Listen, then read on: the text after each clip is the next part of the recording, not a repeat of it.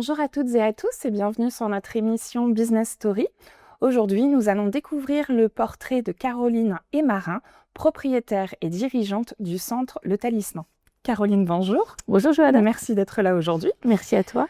Alors du coup, je vais commencer tout simple. Peux-tu te présenter en quelques mots, nous dire ce que fait ton entreprise et concrètement, quelle est ton activité? Oui. Donc j'ai ouvert le centre Le Talisman à Niort il y a maintenant à peu près 3 ans. C'est un lieu qui aujourd'hui regroupe une quarantaine de praticiens bien-être. Donc on a des masseurs, des coachs, des acupuncteurs, des naturopathes, des médiums, des voyants. Et l'idée, c'est de permettre à tous ces gens d'avoir un lieu dans lequel travailler sereinement, parce que ce sont des métiers qui parfois ne sont pas toujours très bien vus. Donc là, voilà, on accepte, nous, tous ces métiers-là avec grand plaisir. Et l'idée, c'est vraiment de les aider à démarrer et pérenniser leurs activités. Donc, c'est pour ça que dans ce cadre-là, moi, je suis une bailleuse, c'est-à-dire que je leur loue des espaces. Mais au-delà de ça, je vais les aider dans leur communication, créer des événements pour les mettre en avant. Voilà, donc tout un tas d'activités qui permettent de les aider à aider. C'est souvent ce que je dis, en fait. De les accompagner jusqu'au bout, en fait, pas juste sur la partie les locaux. Exactement, c'est ça, tout à fait. Très bien. Et du coup, avant d'ouvrir le centre, quel était ton parcours avant d'arriver jusque-là? Un parcours semé d'embûches. Donc à la base, moi je suis diplômée en arts plastiques, donc j'ai un bac et un DUG à l'époque en arts plastiques, ce qui ne m'a jamais permis de travailler concrètement, puisque voilà, c'était pas un diplôme non plus là très reconnu. Pendant mes études, j'ai trouvé un poste de vendeuse dans un magasin de chaussures et puis l'engrenage a été fait. On m'a proposé très rapidement une place d'adjointe, puis une place de responsable de magasin et j'étais responsable de magasin pendant 13 ans.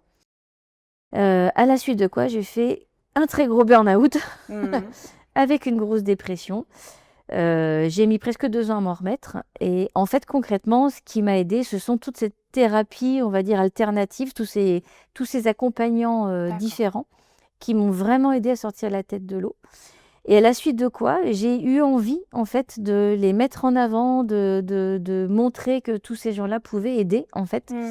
Alors que je voyais bien qu'il y avait un petit problème en termes de communication. Sur des professions, on a du mal à se mettre en avant, c'est compliqué. Et donc, j'ai lancé une boîte. Alors, j'ai lancé d'abord un site internet qui était à la base un annuaire qui présentait tous ces gens-là. Ce site internet a grossi. C'était les belles années du web. C'est plus le cas aujourd'hui. Très facilement, ça a pris beaucoup d'ampleur. Il y a eu un véritable engouement. J'ai plein de gens qui me suivaient, 60 000 personnes sur Facebook. Enfin, c'était un gros truc en fait. Et puis finalement, en même temps, j'avais envie d'aller plus loin que ça. Et au final, j'ai monté une boîte de com spécialisée pour les thérapeutes. Donc aujourd'hui, il y en a plein, mais j'étais la toute première à proposer ça en fait, pour en fait créer des sites internet et des pages sur les réseaux sociaux pour toujours ces professionnels-là. Donc je me suis formée à la rédaction web, à plein de choses. Et donc aujourd'hui, en fait, j'ai vendu le site internet, j'ai donné la boîte de com, je n'ai même pas vendu, je l'ai donnée en fait. À un moment donné, j'en ai eu marre et je suis passée à autre chose. Voilà, c'est ça. Et puis, je garde la rédaction web, c'est quelque chose que je sais faire, donc je le garde. Donc, je suis aussi rédactrice web. Les arts plastiques sont toujours dans un petit coin et du coup, je donne encore quelques cours d'arts plastiques. Donc, dans mon village, c'est très petit, à quelques enfants, mais je m'éclate complètement. Et puis, de temps en temps, je me fais intervenir dans des associations ou dans des médiathèques, voilà, des lieux comme ça. Voilà, donc plein de choses. Plein de choses. Et du coup, en plus de ça, la casquette de dirigeante quand même de ton entreprise. C'est ça, exactement. Bon, et alors du coup, voilà. Ce site internet fonctionne très bien, envie d'autre chose. Et alors, qu'est-ce qui a fait que du coup, c'est passé à l'ouverture d'un centre qui regroupe tous ces professionnels? Alors, le besoin, il vient de moi, de mon propre besoin en fait. C'est-à-dire que on habitait Paris. Et sur Paris, j'avais pas de mal à trouver des lieux pour moi pratiquer moi-même, alors, en sachant qu'à l'époque, je travaillais beaucoup en visio. Donc, de toute façon, j'étais chez moi. Mais je créais déjà pas mal d'événements. Et comme j'ai souvent créé des événements un peu sur le thème ésotérique, donc qui peuvent faire un petit peu peur, à Paris, je n'avais aucun mal à trouver des lieux, donc dans des bars, des restaurants. On me laissait un espace à disposition. On a quitté Paris, mon mari et moi et mon fils, qu'on n'avait que notre fils à l'époque. On est arrivé dans la région et à Niort, personne ne voulait moi. J'ai frappé à différentes portes. Donc j'avais déjà ce besoin de trouver un lieu pour des événements. En plus de ça, je cherchais toujours, moi, des espaces pour travailler, mais là, même si c'était en visio, mais un bureau en fait. et je trouvais rien d'adapté parce que soit c'était trop tertiaire et donc voilà, ça me plaisait pas. Je suis pas comptable, donc voilà, cette ambiance-là me plaisait pas trop. Ou c'était trop cher, ou c'était pas adapté dans tous les cas. Et donc j'ai cherché un lieu en me disant peut-être que je pourrais chercher un lieu, comme j'ai aussi plein de copines qui cherchaient tout le temps des cabinets aussi pour D'accord. pratiquer, en me disant peut-être que je pourrais acheter un lieu qui serait du coup plus grand qu'un seul espace et qui s'auto-rentabiliserait par la location à d'autres personnes. Bon, j'ai lancé ça comme ça et un premier projet est arrivé d'achat de yourtes en fait dans un terrain écologique dans le 17 et en fait finalement ça s'est pas fait. Voilà, la banque m'a dit stop au dernier moment. Donc bon, j'ai enterré ce projet-là un moment. Et puis ma deuxième était petite à l'époque, donc bon, j'avais autre chose à gérer. Donc j'ai géré ce qu'il y avait à gérer.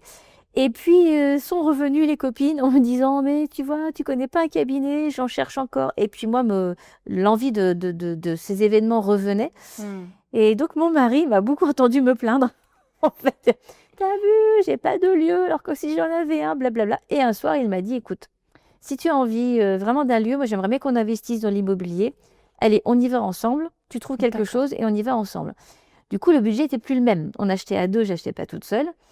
Et donc j'ai listé sur une feuille, à sa demande, j'ai listé de ce dont j'avais besoin. Donc j'imaginais 10 espaces avec un jardin dans Niort, parce que je pense que psychologiquement c'est important pour les gens qu'on soit dans l'enceinte de Niort, avec le moins de travaux possible, le plus de nature possible.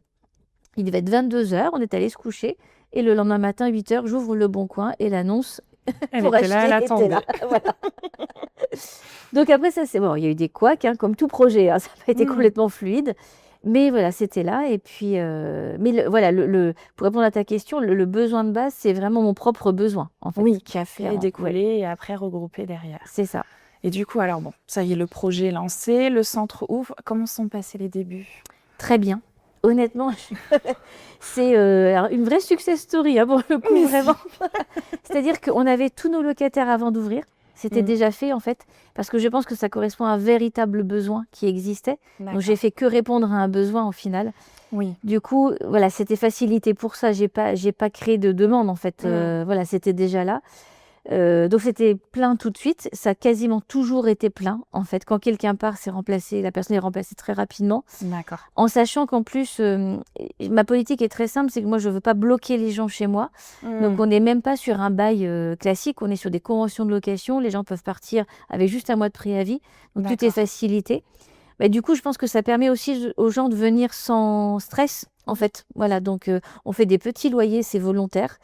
Voilà, mon calcul, c'est en 1 ou 2 séances, ils doivent pouvoir rembourser leur loyer, en fait, quand on est sur une journée par semaine de location. Ouais. Donc, voilà, donc c'est vraiment, tout a été pensé pour que ce soit facilité. Du coup, les gens ont répondu à l'appel tout de suite, en fait. D'où les 40 professionnels, du coup, qui travaillent dans le centre. C'est ça, exactement. Bon, alors du coup, on a fait une belle success story. Et qu'est-ce qui te rend le plus fière, justement, par rapport à ça? Alors moi, ce qui me rend vraiment fière aujourd'hui, c'est déjà de voir qu'on est de plus en plus connus. Parce qu'on part de rien du tout. On est sur des sujets un peu clivants par moment, quand même. Ouais. Et maintenant, partout où je vais, j'ai oui, le centre Le Talisman. Ah oui, je connais, j'en ai entendu parler. Donc déjà, ça, c'est une grande fierté pour moi. Mon autre fierté, c'est de voir à quel point finalement on soutient l'économie locale à notre échelle. Mais en fait, de permettre à tous ces gens de développer leur activité, c'est pas rien en fait. Ouais. Donc ça, j'en suis vraiment particulièrement fière. Et puis de mettre ces professions et ces pratiques en valeur, encore une fois, qui sont très souvent décriées, alors qu'elles sont très importantes et qu'elles font vraiment du bien à beaucoup de monde en fait. Donc voilà, parce que il y a les médecins, il y a la médecine, il y a les choses plus classiques, on va dire, il y a du paramédical. Nous, on est encore à côté de ça. Tout ça se mélange très très bien au final et souvent c'est un appui supplémentaire dans un parcours de mal-être en fait, pour aider la personne à aller mieux, quel que soit le sujet et quelle que soit sa problématique. Et donc mettre tout ça en avant et me dire que derrière finalement ça permet d'aider des milliers de gens. Quand on compte 40 personnes qui reçoivent tant de personnes par semaine, etc., sur une année, finalement c'est énorme le nombre de monde qui va être visité par ce centre. Et ça, j'en suis extrêmement fière. Moi, je comprends tout à fait. Puis l'idée, c'est peut-être ça, justement, c'est faire comprendre que ça vient en complément, en fait, des besoins naturels et que ça ne se substitue à rien, Ah, rien mais du tout. que voilà, ça ne peut que aider en fait. C'est ça, c'est du plus en fait, Oui. c'est du plus, mais qui fait tellement bien et qui fait toute la différence. Donc voilà. Oh, bah, c'est super. Bon, alors du coup, chef d'entreprise, art plastique, communicante, beaucoup de casquettes. Comment tu arrives à concilier justement ton activité pro, enfin tes activités pro, j'ai envie de dire, et ta vie personnelle, du coup? Alors, c'est plutôt dans le sens que ça va se poser, c'est-à-dire que donc j'ai 2 enfants qui ont aujourd'hui Ouais. 13 et 8 ans. Après un parcours très compliqué pour devenir maman, mais ils sont là, donc voilà. Mmh. Et notre fils aîné, donc qui a 13 ans aujourd'hui, a beaucoup de problèmes de santé sur lesquels je ne vais pas m'épancher ici, mais qui font que je dois me rendre disponible par moment et on ne sait pas quand, en fait, D'accord. c'est quand ça va pas bien. Typiquement, cette année, il a raté les 3 premiers mois d'école quasiment, le premier trimestre, il fallait que je sois là disponible. Après, il a eu un planning aménagé, donc en gros, les 2 premières heures de la journée, il n'y allait pas, mais il fallait l'emmener plus tard. À tout D'accord. moment, le collège est susceptible de m'appeler parce que ça va pas. Et ça fait des années que c'est comme ça. Mmh. Donc, il a fallu que je me mette au service, entre guillemets. Et puis, de toute façon, mes enfants sont ma priorité, resteront ma priorité. Je n'ai pas fait des enfants pour qu'ils soient élevés par d'autres. Ça a toujours été très clair pour moi. Voilà, c'est une évidence. Donc, je me suis toujours organisée pour que mes enfants savent quasiment pas ce que c'est que la garderie. C'est D'accord. exceptionnel. Mmh. Donc, je suis là le matin pour les emmener, je suis là pour venir les récupérer, sauf exception Mmh. à la sortie dès 16h20 ou 17h pour mon fils, ou quand il finit plus tôt aussi. Ouais. Et puis, plus cette problématique de souplesse. Et donc, au final, j'ai tout construit professionnellement en fonction de ça. C'est plutôt dans l'autre sens, en fait. D'accord. Donc, et plus, moi, personnellement, j'ai besoin de liberté. Ça, c'est une évidence absolue. Voilà, j'ai du mal à rester dans une case très fermée. Mmh. Et donc, finalement, ça a été assez naturel pour moi d'avoir cette ouverture et cette possibilité d'être à D'accord. disposition, en Oui. fait. Donc, au final, ça se matche très bien parce Mmh. que, voilà, après les événements que je crée, c'est le week-end et le soir, en fait. D'accord, oui. Donc là, mon mari est là pour pallier si besoin. Donc, tout ça s'embraye plutôt bien. Oui, en fait, c'est la vie professionnelle qui s'est adaptée à ta vie personnelle. C'est ça. D'autant plus que je l'ai créé de toutes pièces. Oui. Donc, au final, j'ai vraiment créé ça comme je le voulais. Et que ce soit la rédaction web, si je veux travailler la nuit, ma foi, ça me regarde. Oui. Parce que je travaille pour quelqu'un qui me commande des textes, en fait. Donc, du coup, voilà, tout s'est fait comme ça, hormis le cours d'art plastique, mais que j'ai réussi à caler en même temps que le cours de danse de ma fille, qui se passe la porte d'à côté. Donc, c'est parfait. Puis ça, c'est le côté plaisir pour soi. Oui. Passion. En plus, oui. Oui. Bon.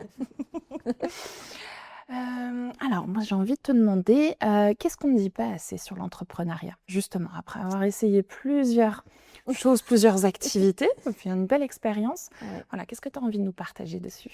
Clairement, que tout le monde peut entreprendre. Ça, je pense qu'on ne le dit pas assez. On ne le dit pas assez aux jeunes. Alors, je ne suis plus de la même génération, peut-être qu'on le dit maintenant, mais en tout cas, de ma génération, on ne nous le disait pas. Moi, clairement, je n'étais pas à la base sur le papier faite du tout pour ça. Je suis issue d'une famille de fonctionnaires. D'accord. Voilà, on ne m'a jamais poussée par là. Il n'y a pas forcément d'argent pour investir non plus dans des sociétés ou quoi ou qu'est-ce. Donc, je n'ai pas été biberonnée du tout à ça. Après, j'ai toujours eu ce besoin de liberté qui fait que je suis mal, moi, en tant que salariée. Je ne suis pas à ma place. Donc, à un moment donné, il a bien fallu le trouver. Donc, dire aux gens, mais tout le monde a le droit de le faire, tout le monde peut le faire. C'est pas tout rose, c'est pas toujours simple. Pour moi, ce qui fait la différence, c'est la résistance au stress. D'accord. En fait, Oui.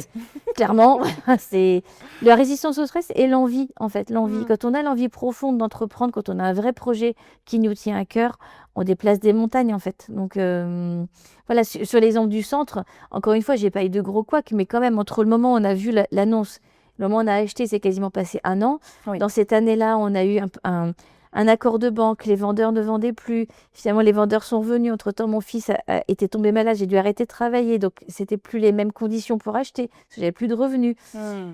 Donc, on a pris beaucoup plus de frais en termes d'achat que prévu à la base. Oui. On a dû mettre aux normes, il y a eu des dossiers à monter. Donc, voilà, moi, je ne suis pas une administrative non plus à la base.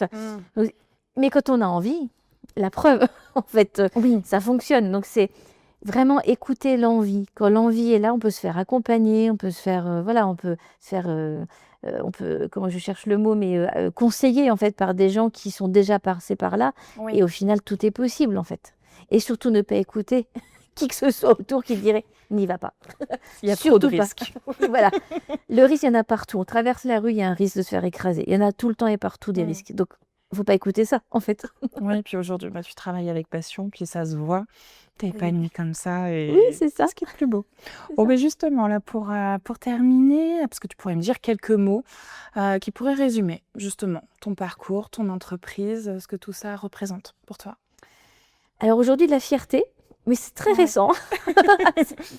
C'est vraiment très récent, de la fierté, parce que j'ai toujours eu besoin de me sentir utile. Quoi que je fasse, j'ai toujours eu besoin de Mmh. ça, en fait. Et aujourd'hui, j'ai l'impression que ce que je fais compte. Voilà, Ouais. donc ça, c'est... Voilà, ma fierté, pour moi, elle est là. Alors que je suis toujours vue toute petite et qui comptait pas pour grand-chose. Et parce que, bon, voilà, des boulots salariés qui me plaisaient. Mais bon, voilà, on vend des chaussures, on vend des vêtements. Bon, c'est pas non plus... Et là, j'ai l'impression que oui, j'ai mis en place quelque chose qui compte, qui fait bouger les choses, qui fait bouger les lignes aussi. Ça, c'est important. Mmh. Encore une fois, je rentre pas bien dans les cases de mon parcours, donc et voilà, pouvoir entreprendre dans cet univers différent Mmh. et que ça fonctionne et que ça marche et que ça aide autant de gens. Mais voilà, je pense que ça résume bien tout ce parcours que j'ai depuis longtemps où j'ai tellement eu de mal à trouver ma place. Ouais. En fait, vraiment, je pensais que j'étais une extraterrestre pour le monde du travail. Voilà, alors, en sachant que j'ai souvent eu l'impression de m'amuser et de pas de travailler, parce que malgré tout, j'allais vers des trucs qui me plaisaient. Voilà. Oui. Ça ne tenait jamais très longtemps, mais ça me plaisait. Et 13 ans de responsable de magasin. Alors, si j'enlève le côté pression que j'ai eu, Mmh. mais j'avais l'impression de jouer à la marchande, en fait. Voilà, donc en fait, c'est toujours cette impression de que c'était pas, ça comptait pas, en fait. D'accord. Et là, aujourd'hui, ça compte. Et ça, Mmh. voilà, dans mon parcours, ça, c'est vraiment important. Et puis, si ça peut servir d'exemple à d'autres, parce que voilà, les parcours atypiques, on arrive toujours à trouver notre trou à un moment donné, en fait, à se Oui. mettre dedans. Donc, Et puis créer sa place, en fait, ce que tu as réussi à faire. ça, c'est... Voilà, alors après, je vais parler de numérologie, mais moi, numérologie, pour ceux qui ne connaîtraient pas, c'est un peu comme l'astrologie, mais pas tout à fait. Je suis un chemin de D'accord. vie 1, et le chemin de vie 1, c'est ça, c'est l'entrepreneur, c'est le leader, et en fait, voilà, je suis effectivement complètement là-dedans, et j'ai besoin de choses nouvelles, innovantes, et donc là, voilà, ça résume tout ce parcours où je me Mmh. suis cherchée là-dessus, et aujourd'hui, ça s'est calé, en fait, c'est Mmh. posé, donc Donc, arriver au bon endroit, au bon moment, c'est à faire ça. les bonnes choses. Et puis, il y aura certainement d'autres projets, parce que je Oui. vais avoir du mal à m'arrêter, donc. Bon, pour finir, où est-ce qu'on peut suivre ton activité? Oui, Voilà, savoir les actus, les événements notamment oui. que tu proposes au centre. Et de plus en plus. Alors, au centre et pas que. Oui, d'accord. Typiquement, hier, on a fait une soirée, alors là, très typée ésotérique, donc soirée voyance. On était dans un restaurant qui nous a laissé sa salle, en fait. D'accord. Maintenant, ça y est, on veut bien de moi, donc c'est bon. Parce que notre centre, ces murs ne sont pas extensibles, en fait. Mmh. Donc là, il y a j'allais recevoir trop de monde, c'était pas possible. Donc nous, on est au 113 rue des Marais. Ouais. Donc c'est la petite rue qui va du rond-point vers Noron, là, qui mène à Saint-Liguerre, en fait. Une petite rue donc, qui longe les marais. Donc on est en pleine nature, en fait. Mmh. On peut nous suivre sur notre site internet, sur Facebook et Instagram. Donc tout est mis à jour. On a une newsletter pour ceux qui voudraient nous suivre. Il suffit de s'abonner. On reçoit 1 ou 2 newsletters par mois. On D'accord. n'inonde pas les gens. Et puis après, on sera visible tous les ans. En général, on est visible à la Foire de Niort. On est sur les salons bien-être. On peut aussi nous voir en vrai, j'ai envie de dire, D'accord. sur des Oui. lieux, voilà, en présentiel, quoi. Bon, super. Merci infiniment, Caroline, pour Merci ton à toi. témoignage très inspirant, un beau parcours. Merci. Et je vous remercie de nous avoir suivis. Et puis, je vous dis à très vite pour une nouvelle émission de Business Story pour découvrir un portrait d'un acteur ou d'une actrice de notre territoire local.